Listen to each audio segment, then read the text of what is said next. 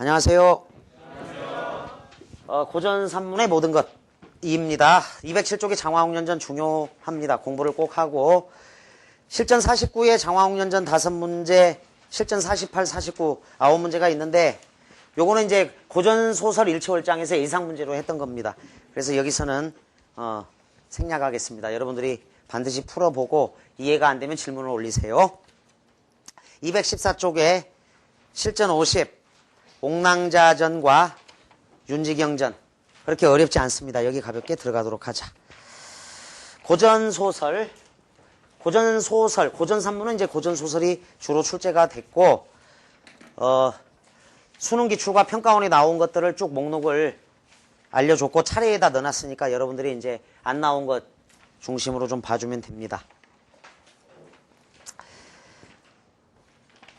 옥랑자전 뭐 덜 알려진 소설이야. 그리고 문제는 어려운 건 없습니다. 친절한 문제고 약간 긴 정도지.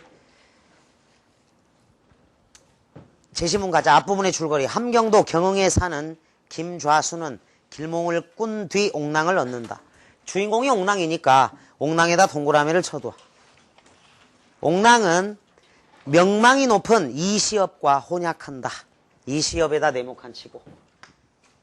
옥랑 이시업. 시업은 혼례 행차 중 영흥 토호 일행과 신랑이 끝에 사람을 죽인 하인 때문에 자 투옥된다 세모꼴 쳐두고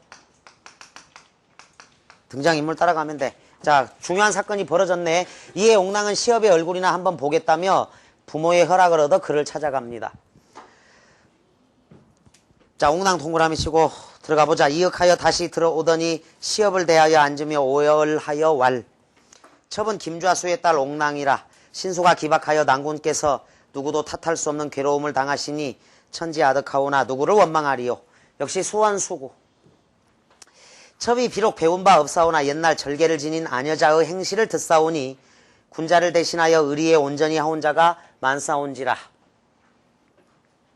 바라건대 난군께서는 첩의 의복을 입으시고 나아가시면 자 밑줄 거 중요하다. 여자의 옷으로 변장하고 도망가라라는 거야. 첩은 군자를 대신하여 죽사와도 유한이 없사올지라. 다만 한 가지 엎드려 바라옵건대 첩의 죽음으로 꺼리지 마르시고 때때로 왕래하시어 저의 늙은 부모의 심회를 이루하여 주소서. 잠시도 머물지 마르시고 속히 나아가소서.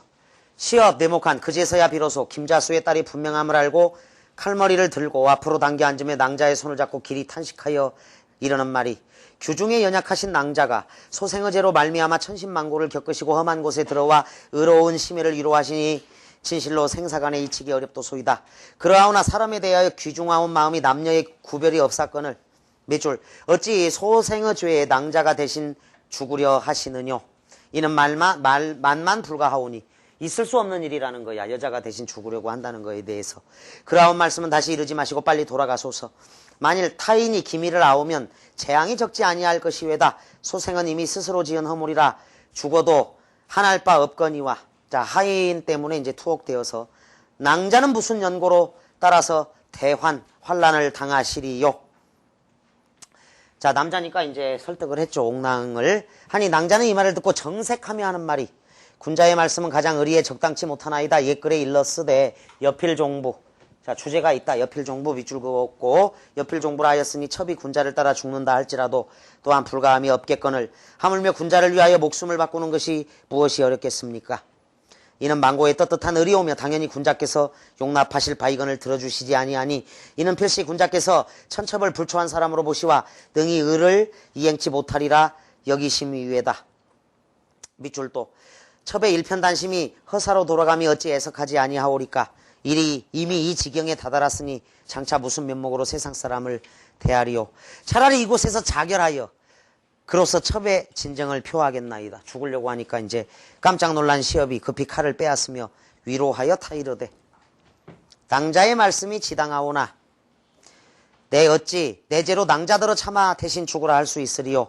소생의 심의가 매우 어지러워 한마디로 결단키 어려움에 자 낭자는 잠시 진정하소서 하고 낭자는 다시 재촉하기를 옥졸들이 만약 술을 깨우면 두 사람이 한 가지로 목숨을 보존치 못하올진데 차라리 한 사람이라도 보존하옴이 낫지 않겠나이까. 그러니까 옥랑자가 옥에 들어올 때는 술을 몽땅 먹이고 옥졸들한테 수를 써가지고 살짝 들어온 거라는 게 여기서 드러나죠. 하며 제3 재촉하는지라 재촉을 했습니다.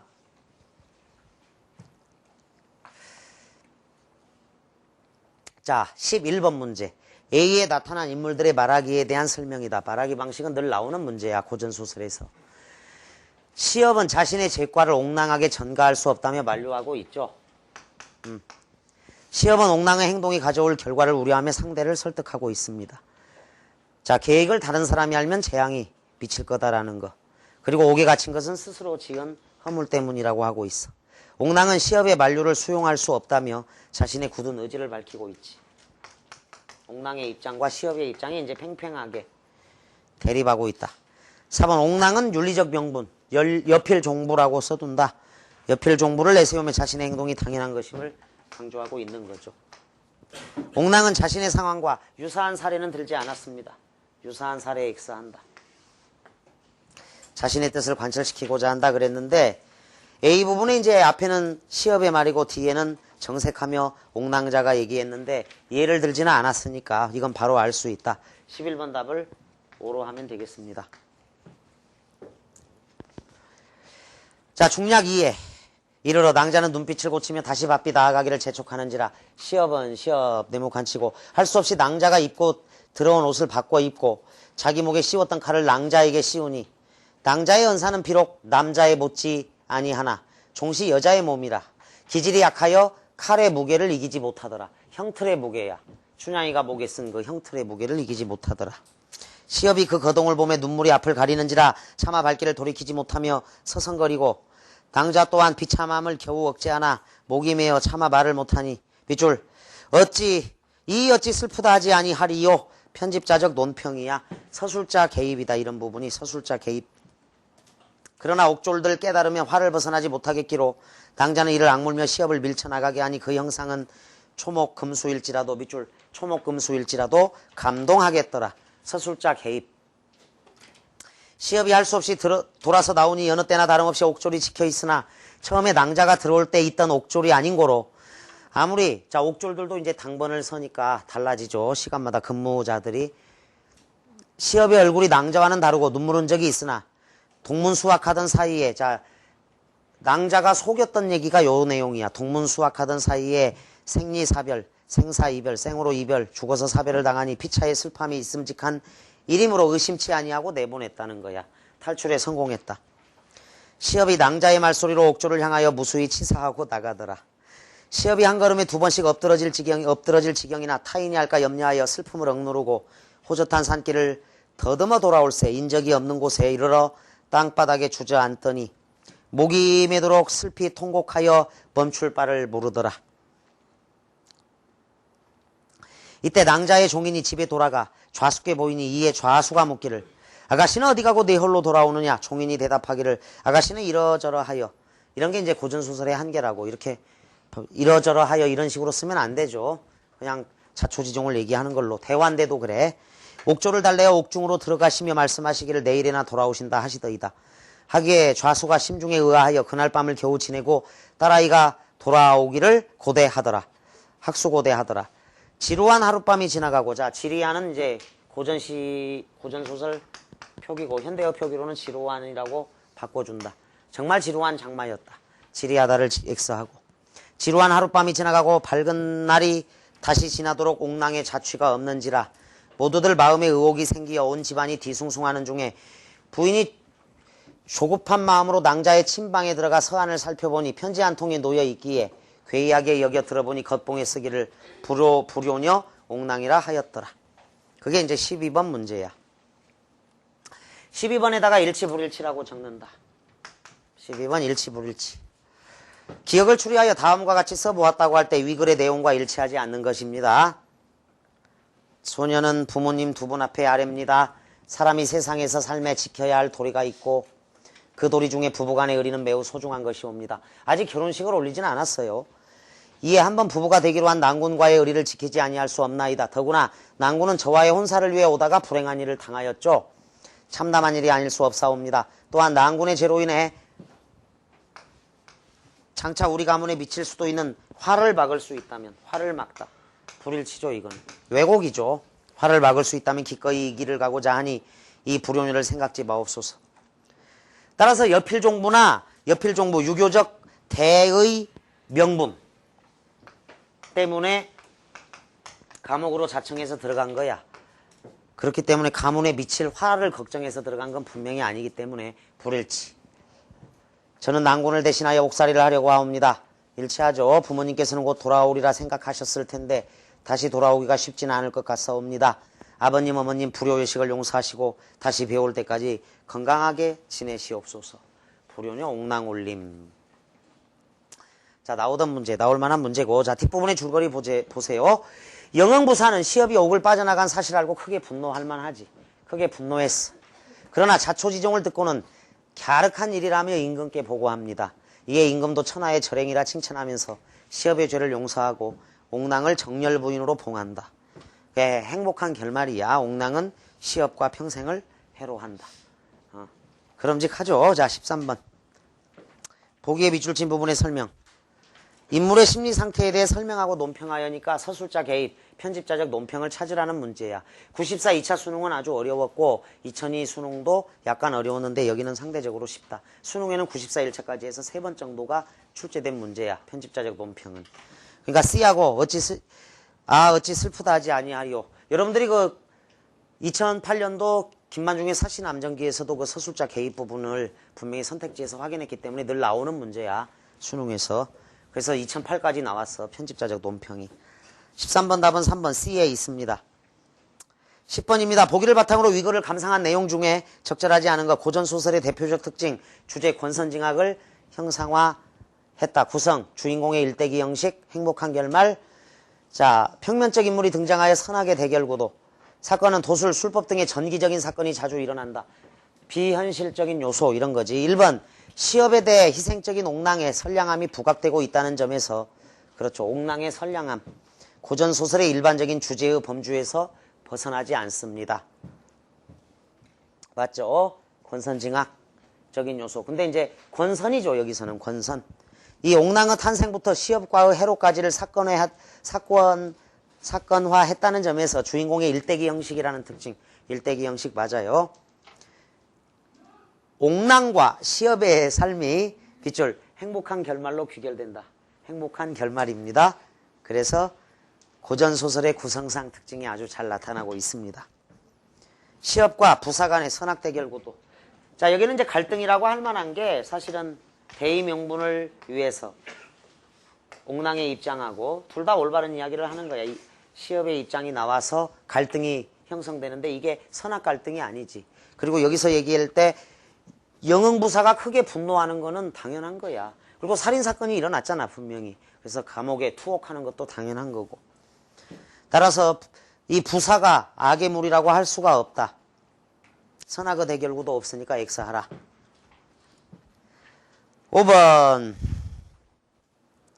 오히려 그 시업과 부사 간의 선악의 대결구도가 또렷하다는 점에서를 X하고 일반적인 고전소설과 좀 양상이 다를 수 있는 건 선악의 대결 구도가 아니죠. 대의 명분 사이의 어떤 내용이니까. 특별히 전기적인 사건들이 나타나지 않아. 이게 08수능 사시남정기 1번 문제 08수능 저거 사시남정기 첫 번째 문제 1번 선택지에서 그렇죠. 전기적인 사건들이 나타나지 않기 때문에 밑줄 사실성을 갖추고 있다 그랬어. 사실성을 갖추고 있다. 08수능 사시남정기 27번의 그 1번 선택지가 사건이 사실적으로 서술되고 있다가 이 내용이야. 그러니까 이게 이제 훨씬 더 친절하지.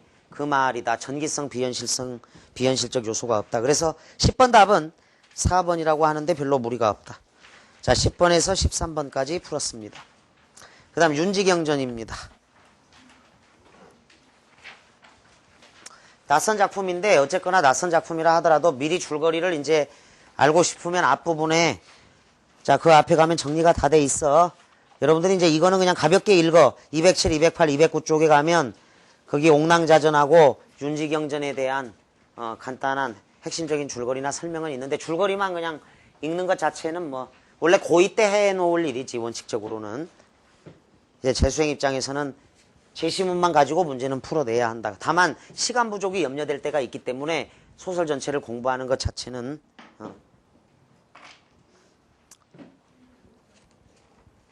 해주면 좋은 일이죠.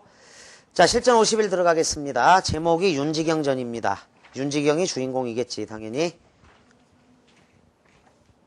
이러구러 겨울을 당하니 풍설을 무릅쓰고 밤마다 최씨에게 아니 갈 날이 없더라. 자, 겨울인데 이제 최씨를 보러 갔다는 거야. 하루는 채공집 종들이 뜰을 쓸며 이르되 동산담으로 쫓아 눈 위에 신발자취 있어. 자, 신자취에다가 신발자취라고 적고, 신발 끄는 소리가 원래 이제 고전 시조에서 나온다. 예리성이라고 하는 좀 어려운 말이긴 해. 예리성. 이미 오는 발자국 소리. 이미 오는 발자국 소리를 신발 끄는 소리. 예리성. 근데 여기는 이제 겨울이니까 신발의 자취가 남은 거죠. 예리성이 아니라 신발 자취 있어. 낭자, 침방까지 있다 하거늘 비복 등이 계집종과 사내종이야. 여성을 앞세우는 어순이다. 비복. 가만히 일러 전파하니. 자, 최공의 장자 한림이 이 말을 얻어 듣고 부마인 줄 알고. 자, 여기 부마 동그라미 쳐라. 윤지경이야. 부마가 이제 밤마다 최씨에게 찾아온다는 거죠. 최공의 장자 한림이 이 말을 얻어 듣고 부마인 줄 알고 날마다 엿보더니 하루는 달빛이 몽롱하되 쌀아기 눈이 뿌리는 중 누역은 도롱이야. 도롱이 없는 사람이 담을 넘어 오거늘. 담을 넘어 왔어. 비복을 분부하여 도적을 잡으라 외치니. 자, 부마 동그라미. 부마가 웃으며 가로되 내 부마로다. 그러니까 부마니까 도적 아니다 이런 얘기지. 그런데 하니 그 중에 늙은 종이 귀먹어 못 들은 체하고 이르되 불렀거든 왔노란 말 더 흉악하다. 부르지도 않았는데 그놈 못 나가게 동여라 하니 부마가 어이없고 할 일 없어 또 이르되 내 상전인데 나는 너의 상전이야. 내 상전을 이리하고 어찌할까. 상전, 부마 다 같은 사람 연결해도. 또 가로되 아무러면 쌍놈이지 양반일까. 담 넘어왔으니까. 부마가 웃으며 가로되 응당 양형이 시킴이로다. 채공의 장자가 시켰다라는 걸 이제 알아차린 거죠. 그놈이 또 이르되 아무러면 너 아니 갈까. 다 못 듣는 체하고 매했어. 묶었어요. 부마가 웃고 매여오니 한림과 진사가 앉아 분부하되. 다 네모칸 척. 한림과 진사. 뜰에 동여 매어두고 너희 모두 지켜라. 내일 포청으로 보내리라. 좀 사건이 커지겠다. 부마가 웃어 가로되 형이 나를 찬데 동여 매고 종들에게 욕을 이리 받게 하니 타일에 무슨 면목으로 나를 보려느뇨. 한림이 웃고 이르되 자, 기억. 도적이 범람하여 날더러 욕을 하니 큰 매로 엄히 쳐라. 도적이 범람하여 날더러 욕을 하니 큰 매로 엄히 쳐라라고 얘기했으니까 기억에 들어갈 말은 사실은 어디에 있냐면 위에서 하나, 둘, 셋, 넷, 다섯, 여섯, 일곱 번째 줄. 한림이 이 말을 얻어듣고 부마인 줄 알고 이미 시킨 일이야. 그러니까 다 작전이죠. 연기라고. 연기. 짜고 하는 거지. 사건의 내막을 이미 알고 있으니까 기억에 들어갈 말 15번 문제. 희곡으로 각색할 때 기억에 들어갈 지시문으로 가장 적절한 거. 자, 침통하게 머뭇거리며 애절한 눈빛으로 일부러 호통을 치며. 이게 딱이죠. 분에 못 이겨 부들부들 떨며. 16번은 대단히 어려웠습니다. 많이 틀린 문제니까 별표를 치고. 따라서 제시문에서 찾으라는 말은 자, 채공의 장자가 이 말을 얻어듣고 부마인 줄 알고. 부마는 원래 임금의 사위야. 그러니까 지금 부마는 이 최씨라는 여자하고 먼저 이제 혼약을 해놓은 상태에서 임금의 사위가 된 거지. 명을 받고. 그래서 최씨하고는 정식 결혼을 못한 거라고. 그러니까 굉장히 높은 사람이야. 부마는 굳이 얘기하면. 공주의 남편이잖아. 근데 공주가 싫어가지고 예전에 사랑하던 최씨를 찾아오는 거지. 계속해서. 전체 줄거리는 이제 작품 이해를 위해서 그냥 나중에 읽어두기로 한다. 앞부분에서. 일부러 호통을 치며 얘기했고 모든 비복이 돌아서면 일시에 웃으니 웃음소리가 안에 들리는지라. 자, 채공이 그 연고를 물으시니 진사가 즉시 들어가서 말을 자세히 고하니 채공이 웃고 나와 친히 뜰에 내려 맹것을 끄르고. 이제 가장 큰 어른이죠. 손수 이끌어 내실에 들어가 부인과 한 가지로 앉아 물어 가로되 내 언제 이르렀느뇨. 언제부터 밤에 몰래 담을 넘어서 최씨 최연화와 만났느냐. 윤지경 가로되 장인이 종시 허락치 아니하시니. 자, 연화와 만나는 것을 허락치 아니하시니 아내 그리워 견디지 못하와 8월부터 월장할 개교. 월장 담을 넘을 개교를 내어 날마다 다녀 스스로 금치 못하다가 오늘 이 욕을 보오니 장인의 고집한 탓이로다. 자, 장인에게 이제 좀 화풀이를 하죠. 공이 애련하여 불쌍하게 생각해서 등을 쓰다듬어 가로되 내 어찌 그리 미혹하냐? 마음이 흐리냐 어리석으냐? 옹주, 자 옹주 원래 아내야. 부마니까 옹주죠. 옹주를 중대하여 자녀를 낳고 살며 옹주를 계유하면 계유 잘 알아듣도록 타이르면 내 부친과 내 아버지와 내가 임금께 이런 절박한 사연을 고할 것인즉. 그러니까 옹주와 결혼하기 전에 이미 연화와 혼약을 한 거야. 이미. 즉 주상이 임금이 어진군주이시라 허하시리니 연화와의 만남을 허락하실 것이니 그때 빛나게 해로하기는 생각지 아니하고 갈수록 옹주를 박대해 더 괴롭혀 여자를 공주를 부대접하여 귀인의 험담을 이루고. 자 이제 경빈박씨인데 옹주의 어머니의 험담을 이루고 복성군을 미워하며 밤을 타 도망하여 날마다 내 집에 오니 밑줄 옹주가 이 사실을 알면 화가 적지 아니하리니 끝을 의할고. 다 알고 있는 이제 처지에 나온 내용이야. 중간 줄거리. 경빈박씨의 딸인 옹주는 드디어 지경과 최씨의 미래 사실을 알게 되고 노여워합니다. 꼬리가 길면 밟히는 거야. 잡히는 거지. 이에 최씨의 아버지와 지경의 아버지는 화가 미칠 것을 염려하여 지경과 최씨를 갈라놓으려 한다. 최씨의 아버지는 최씨에게 지경이 위험한 상황에 놓여 있음을 알리고. 자 밑줄 최씨가 죽었다며 거짓 장례를 치른다. 이게 이제 중간에 줄거리 중심 사건이야. 거짓 장례를 치렀습니다. 세월은 유수같이 흘러 최씨 기일이 돌아오매 제사 심사가 더욱 비가 맘을 이기지 못하여 조카 등을 데리고 글도 가르치며 입번하는 날, 자 궁에서 숙직하는 날은 대군에게도 글을 가르치니 밑줄 총명한 대군은 공경하고 사랑하시더라. 박씨는 지경을 미워하여. 자 이 사람도 이제 사위인데 바로 보지 아니하니 지경이 또한 바로 보는 적이 없더라. 이러구로 최씨 3년상이 지나니 부마가 서름을 이기지 못하여. 자 윤지경이야. 부마 동그라미 치고 최씨의 침소 밖에 이르러 배회하며 혼잣말로 이르되 3년이 지났어. 못 본지. 종적은 의구하되 사람이 없으니 이 서름을 어찌 견디리요. 서름 세목골 딱 쳐두라. 두루 생각하니 심해 비가 맘을 그치지 못하여 눈물이 한삼을 적시는지라. 옹주는 갈수록 싫어. 강제 결혼식이니까 그런 거지. 강제로 결혼했으니까. 최씨는 오래일수록 잊을 길 없으니 20세 남자가 일생을 호라비로 어이 견디리요. 호라비나 마찬가지야. 자연 신세를 비탄하니 최좌랑의 아들 선중이 나이 10세라. 따라다니다가 이거동을 보고 물어 가로되 숙부는 어찌 이토록 우시나이까. 눈물까지 흘리죠. 부마가 답하여 가로되 내 고모를 생각하고 오노라. 고모. 선중이 가로되 고운 부채와 필묵을 주면 고모 있는 곳을 아니 이르리이까. 부마가 가로되 죽은 사람 간 곳을 내 의아하는가. 선중이 가로되 조부께서 숙부가 매양 고모를 본다 하고 감추었나이다. 자 밑줄 매양 고모를 본다고 감추었나이다. 그 중간 줄거리 마지막 줄에 거짓 장례로 연결해. 거짓 장례로 연결한다. 부마가 크게 기뻐하며 즉시 종을 보내어 색부채와 필묵을 갖다가 주고 달래어 물으니 선중이 가로되 나를 따라오소서.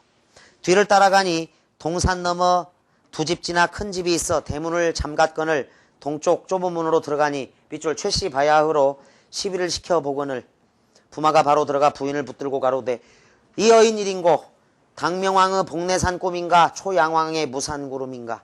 최씨 역시 눈물이 샘솟듯하니 모든 시비 이 거동을 보고 슬퍼 아니하는 이 없더라. 자 뒷부분 줄거리 되게 궁금하지? 끝나고 읽어. 앞에 가서 문제 푸는 데는 뭐 크게 도움이 안 되니까 그냥 문제는 뭐 제시문만 가지고 원래 푸는 거야. 14번 위글에 대한 설명으로 가장 적절한 것. 자 전지적 작가 시점인 거죠. 고전소설은 뭐 다 전지적 작가 시점이라고 보면 돼. 내면 심사까지도 이제 서술자가 말을 하니까 그래. 1. 요약적 진술로 주제를 직접적으로 드러내고 있다. 뭐 사랑이라든가 이런 게 요약적으로 드러난 건 아니죠. 그냥 사건의 내용 속에서 대화 속에서 또 나오죠. 서술자는 전지적 위치에서 사건을 제시하고 있는 게 맞습니다. 아주 쉬워. 2번이라고 적고 전지적 작가 시점. 액자식 구성 없고요. 없습니다. 서술 주체의 변화를 주어 자 진수라는 사람은 전지전능한 신의 위치에서 전지적 작가가 서술하기 때문에 서술 주체는 처음과 끝이 다 똑같다. 극적 반전을 꾀하고 있다. 극적 반전은 어느 때 나타나? 보통 이제 극적이라는 의미를 사전을 찾으면 희곡적, 연극적 이런 기본적인 뜻이 있고 인상적인, 감동적인 이 뜻인데 두 번째 뜻으로 쓰였어. 극적 반전. 그냥 모파상의 목걸이를 잘 알 거야, 여러분들이. 모파상의 목걸이. 자, 목걸이를 빌렸다가 분실하죠. 그래서 평생 일만 하고 그 목걸이 가격을 다 갚았는데 마지막에 가짜라는 게. 자, 춘향전도 극적 반전이야. 춘향의 입장에서. 참고로 적어도 이강백에 결혼하고 이게 덜어 나오기도 하니까 선택지에 희곡이다. 이거는 차범석의 성난기계. 시에서 극적 반전이 있다고 하는 거는 이런 것들이야. 예를 들면 평가원에도 출제된 최승호의 북어 같은 시. 비판의 대상이었던 북어가 비판의 주체로 확 변해. 거봐, 너도 북어지, 너도 북어지, 너도 북어지 하면서 이런 데가 이제 어떤 이 반전이 일어나는 장면이니까 참고로 적어도 극적 반전 부분. 네, 해당되는 것들.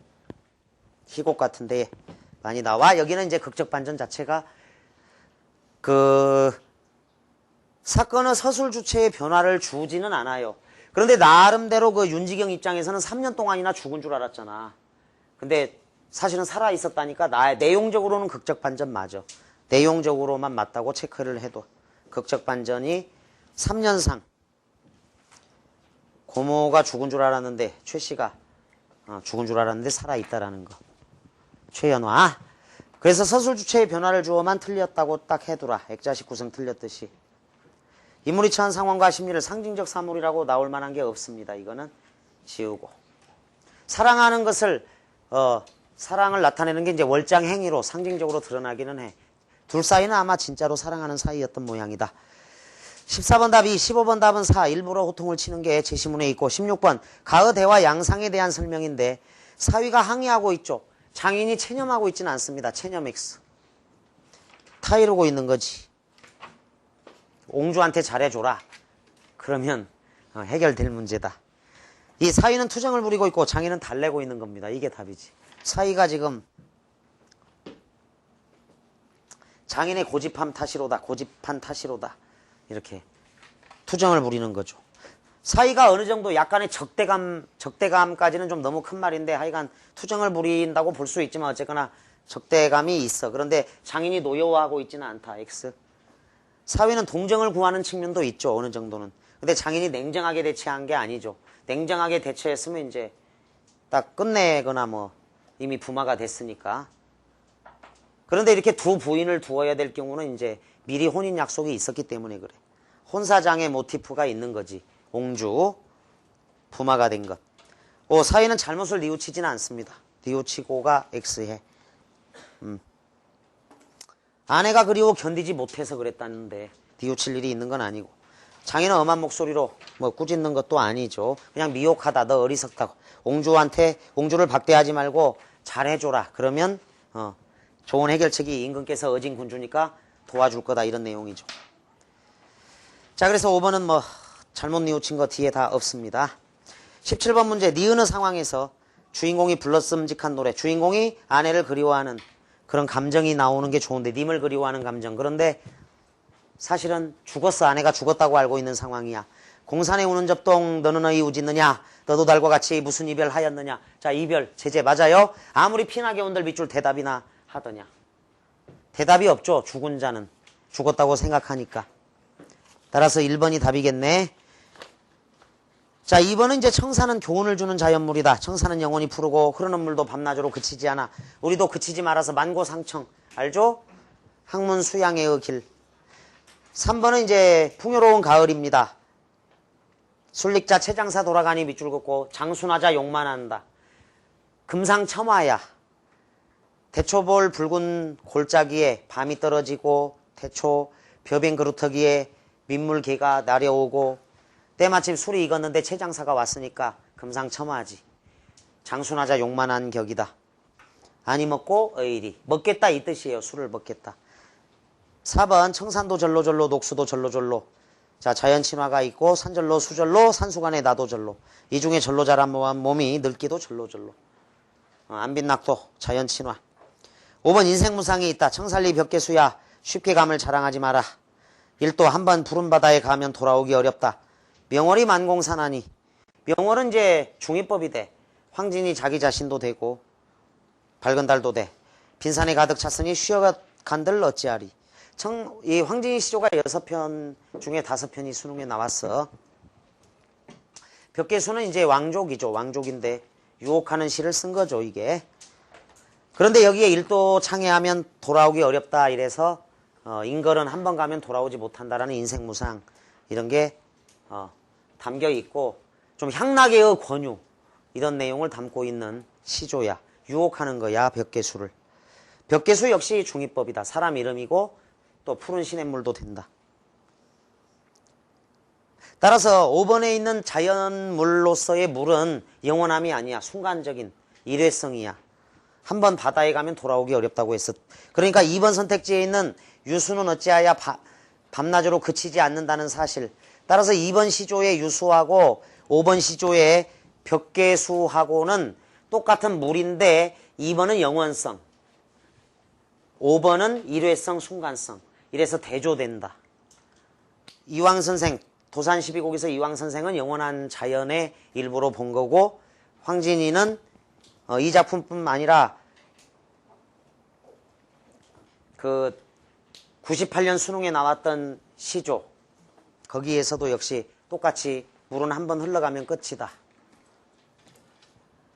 녹수도 청산을 못 잊어 울며 예어 가난고 이런 시조가 나와서 순간성, 일회성 그래서 무상감을 드러내는 영원한 자연이 아니죠. 그래서 좀 대조되니까 반대로 해둔다. 자, 그래서 오늘 두 작품을 살펴봤는데 윤지경전 16번 문제를 좀 대화 양상은 늘 나와. 이 16번 문제가 바로 11번 문제하고 똑같아. 그런데 03 수능에 나온 창성가미록에서는 이런 문제 어려웠다.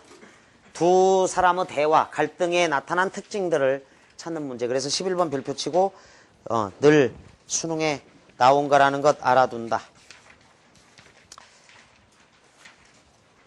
자, 205쪽, 206쪽에 수능과 평가안에 그동안 나왔던 작품들을 다 정리하고 이랬고 고전소설은 뭐 끝이 없어. 한도 없어. 고전시가 고전산문도 굉장히 작품 수가 많기 때문에 이게 1권, 2권 다 한다 하더라도 또 수능은 밖에서 나올 가능성도 있다. 물론 이제 대부분 여기서 다 나오는 게 거의 당연한데 여러분들이 그래서 접근법을 인물을 중심으로 배우는 게 가장 좋습니다. 자, 늦게까지 고생 많았습니다. 감사합니다.